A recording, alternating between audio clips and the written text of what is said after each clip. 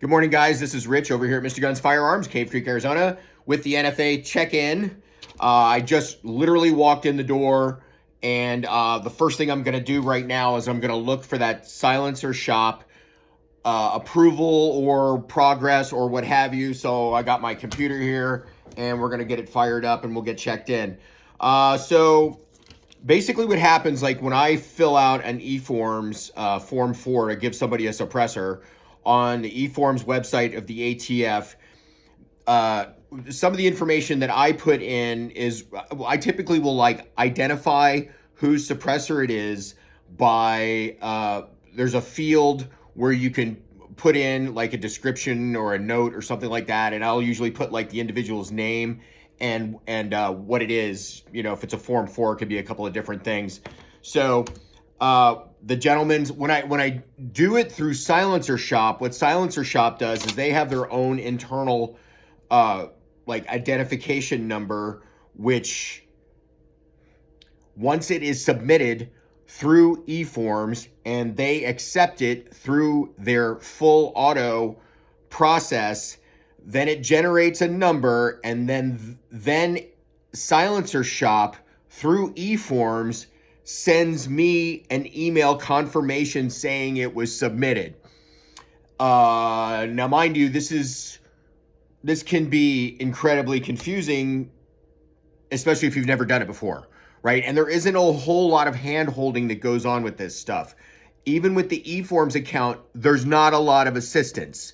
So if you're a new dealer and you haven't done a bunch of submissions and you get into this process, like, you don't know if you're necessarily doing it right or if you've screwed something up in the process. But like I've said in the past, once you start going through the process, it's very difficult to screw up because you cannot move forward in the submission process if anything is incorrect or there's any information left out. So right now I'm fired up, logging in. I'm going to get my Outlook open. I actually have my own dedicated email address for it's just called Silencers. Like, I should have called it NFA or something, but I didn't want to use that terminology. For a lot of people, you know, that's kind of a scary term, NFA. We had a gentleman in here the other day, and once we started throwing that term around, he got really nervous. Like, he was like, oh my gosh, like, what did I do wrong, you know? So, and that's not obviously the reaction we want to get. We want you to feel comfortable with all this, because unless you're doing something with the item that you got that is NFA, then you're going to have a problem. But going through the process to get it, you won't get it if there's a problem. Let's just put it at that, okay? So while you're doing your submission, and once you have possession of the item, then there's more rules to follow, right? Certain items you can't go state to state from without asking permission or notifying the ATF. Certain items you can travel state to state with without asking the ATF. The NFA branch of the ATF. I mean, like, they'll gobbledygook you to death with all of this stuff. And once I get into my emails here and we get this booted up and we get a response, like one way or the other, or no response, what I wanted to do is I wanted to show you some other NFA considerations like SBRs. Okay. We haven't really talked a lot about that. And I know there's a ton of people out there, especially with the pistol brace ruling, that SBRs now do not require the tax stamp, which was another big hurdle, because people are like, well, and this is another huge point of confusion for firearms industry. What is a pistol brace? What is a stock? Can you look at a pistol brace and identify it? Can you look at a stock and identify it? What is the total overall length? What barrel lengths will allow you to still consider it a rifle? I mean, this goes on and on and on. So you have to be very careful in terms of like definitions. And a lot of people will come in the store back before this entire, like, throw the thing out with the pistol braces. People would come in the store and they would go, you know, is that a rifle or is that a pistol? Is that a rifle or is that a pistol? There's a really easy way to identify that, okay? I have two guns on the wall right here that you may have seen yesterday when I was doing the video. These are both SBRs, okay? So I just got into my e-form or my email here, and here's my silencers at Mr. Gun's Firearms, and there are no new emails in here in my inbox. It's going to refresh real quick, and there's nothing. Okay, so this is an example of the email that you get from Silencer Shop. You can see there's no name. There's no, this is the reference number. They use their own reference number. And it just says submitted, and there's a form like a cover letter. There isn't really a cover letter, but that's basically what you get. So there's no response on that. We were able to correct the errors yesterday, and Silencer Shop actually helped me. You know, really long phone call, but the representative that got on the phone was super helpful. Said call me back in an hour, and it should be in the system, and it was in there less time than that. So I jumped back in there and got it up.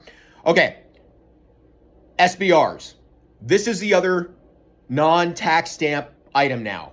So if you've had a pistol that's been sitting around that you wanted to make an SBR, and albeit the differences are ridiculously benign, okay? If I have an SBR, this is an SBR that we made here. This is Sons of Liberty, Mark 18.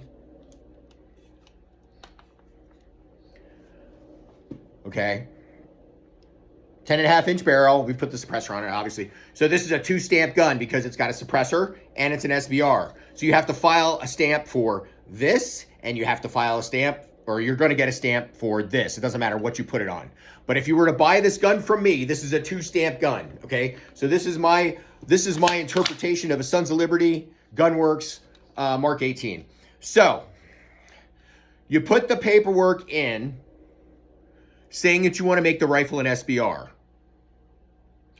And it asks you for the appropriate documentation, if you will, right? So you go and you basically what you're making an SBR is this. This is the receiver. Whether it's a machine gun or a short-barreled rifle or a rifle or a pistol, this is what's registered as such. The receiver. It's not the upper. You can buy all the short uppers you want. You just can't put them on anything.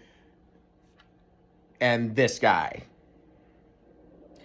Because the stock, this is a stock. Pistol braces have a Velcro on them. Not every single one. They've come out with some other variants now. The traditional pistol brace had a Velcro around here. You cannot take the Velcro off if it's a pistol. And if you have a pistol brace on your rifle that you want to make an SBR, you're going to take the pistol brace off when you get your approval, and you're going to put a stock on it. So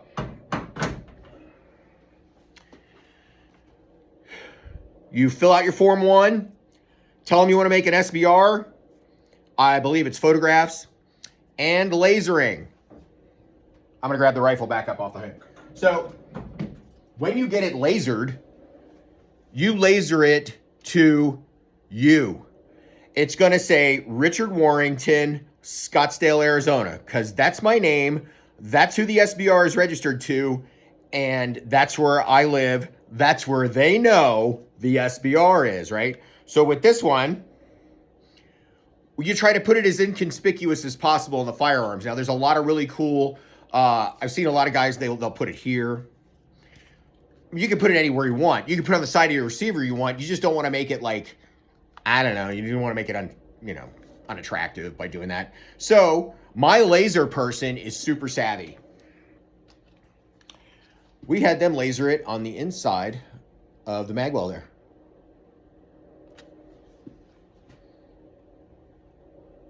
So if somebody ever asks me for my paperwork for my SBR, here it is. The receiver is lasered. Even if I took all the parts off of this gun, the lower parts kit, the stock, the buffer tube, the upper, like everything. If I took every freaking thing off of this, this is still an SBR. Now, you got an SBR, You don't want it to be an SBR anymore. What do you have to do? You have to write a letter. You have to write a letter to the NFA saying, hey, I don't want this to be an SBR anymore.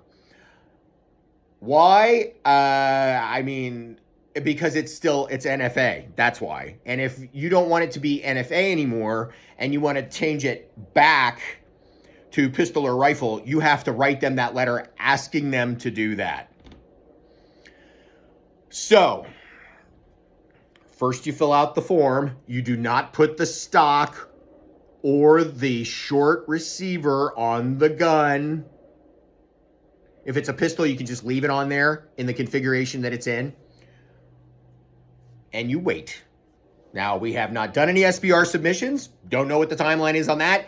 It kind of gets thrown into the same salad bowl with the, in terms of approvals, right? Of submissions and accepting and approvals and all that stuff. So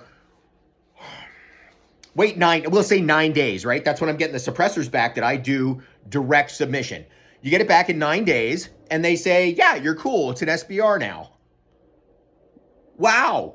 Okay. I can put my 7.5-inch upper on. I can put my 10.3-inch upper. I can put my 10.5. I can put my 11.5. And your stock.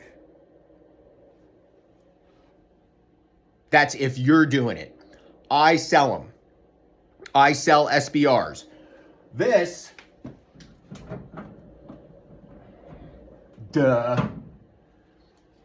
this is a factory LMT SBR. Factory. So I bought this gun for my own personal use as an SBR. It came to me as an SBR. I'm going to have to form for this to keep it after I get rid of my dealer or whatever. I put a law folder on it, and this is my suppressor, right? I got a night suppressor on it. So this thing is super shorty, super shorty, folded up. But it came with this little minimal stock on it.